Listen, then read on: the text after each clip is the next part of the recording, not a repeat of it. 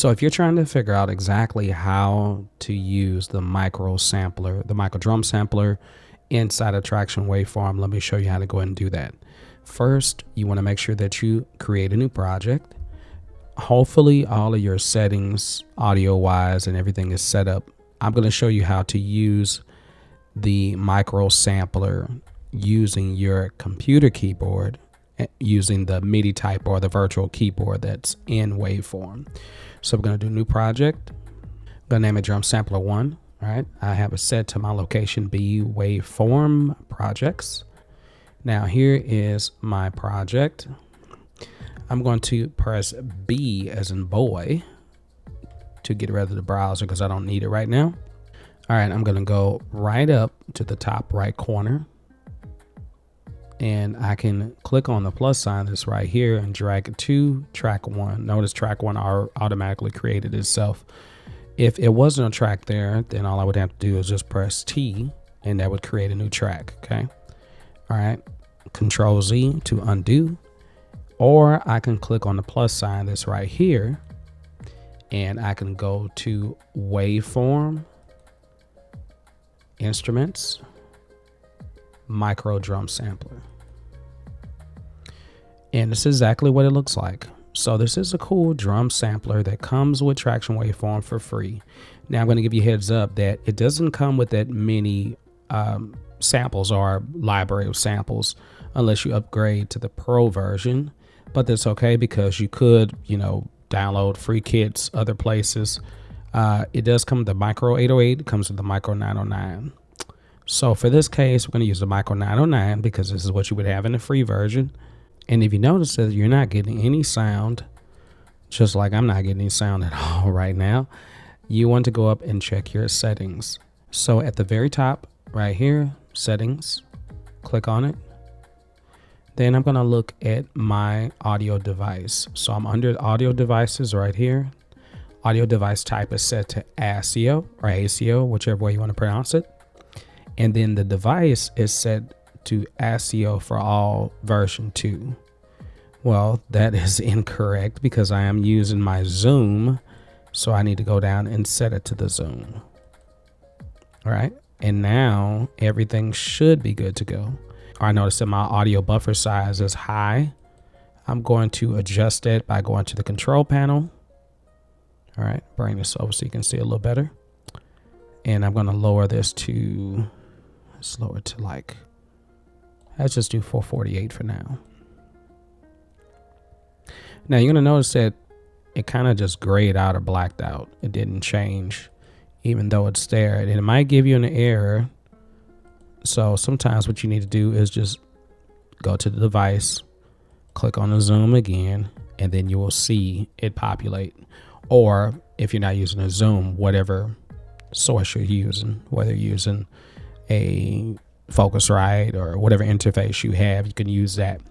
And if you are not using the interface and using your computer sound, the internal sound card, then you most likely will be set to another option. It might not be ASIO, it might be Windows Audio, Windows Audio, or the direct sound, depending on your setting. You're gonna go over to the micro drum sampler now, and let's bring it up. And now we know we're hearing something. Oh, but what I just noticed was that I had this particular tom soloed. So that's another thing you want to be careful of, is make sure you don't have this solo button or the mute button pressed, because now when I click on it, I hear all the other things, but I don't hear that particular tom. As far as playing the virtual keyboard, we can pin this, and then we also can bring up the virtual keyboard, which is right here. And the way that this works is it's associated with the keyboard, your computer keyboard that is. And for every letter is set up to a frequency or a pitch. So for instance, it says the side stick is C#2. So C#2 is MIDI note 37. If I try to find that side stick, I know it's going to be a C#. It's not that one. Not that one. And you're wondering like, well, why don't I hear any sound right now? Okay, so in the MIDI typing, you will notice that it has an octave here. It says Z and X. So those octaves are going to line up with the octaves of a piano or of the keyboard. So in this case, if you are pressing notes and you're noticing you're not getting any signal, or you see a signal but you're not getting any sound, you may need to lower or raise the octave. So we're going to do octave Z. That's going to take it down to C3. Now I know C3 is my mid time, so I'm getting that. Okay, C sharp 3 is my crash. Okay, so we're getting more. Anything else up? Nope. And then if I go down one more octave, I press Z again. Now I'm set to C2, and I know that my bass drum is C2. I know that my closed hat is F sharp. My clap is D sharp. Okay. My snare is D2. All right. And now I'm getting all the sounds that I really need. So now I can start playing by figuring out exactly where that is on the keyboard. It's a little weird trying to, you just kind of have to eye it on here and then look down at the keyboard and figure it out. Give you one hint. If you press the cap locks button, it says to capture all keystrokes. So that means that if you say you start recording, and I'll give you a hint in a moment. So like say for instance, I started recording right here.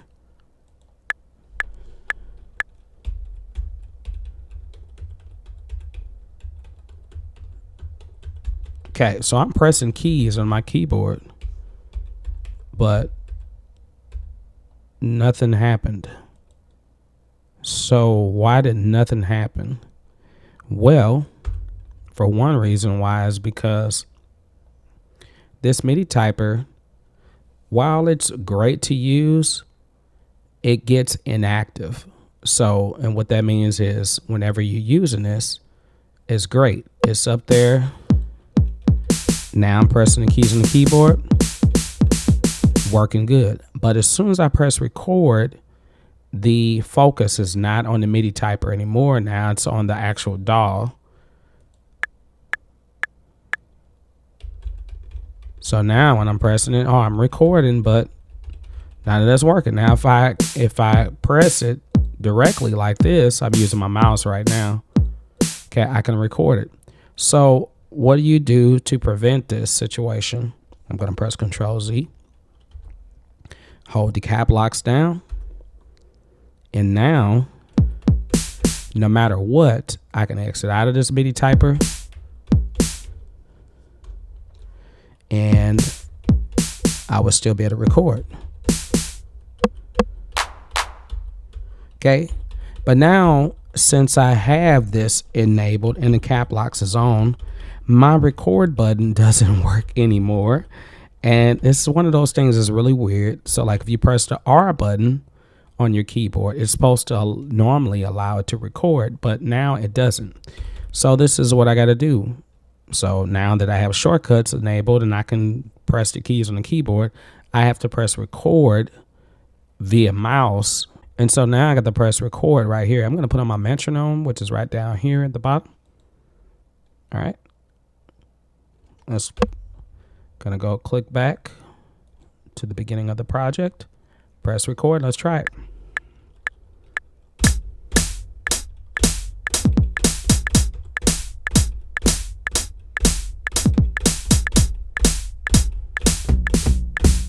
Now, there are some features that are on here that I'm not going to get into right now because this is really just a simple tutorial on how to use it. But at the bottom, there are different layers. So that way you can actually set up your layout a little different.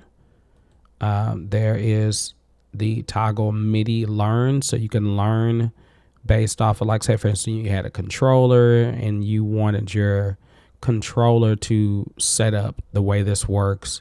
You also have a load pad or a save pad layout in case you need that.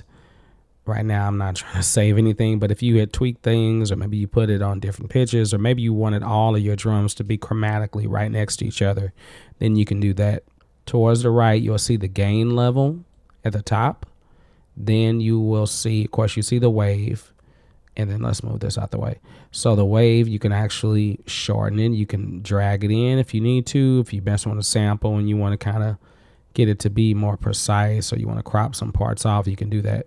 Or if you wanted to come in a little later, you know, and not catch that transient, then you can do that too as well. Down here at the bottom, you'll see 3 lines, look like a little hamburger basically. You'll see the drum icon.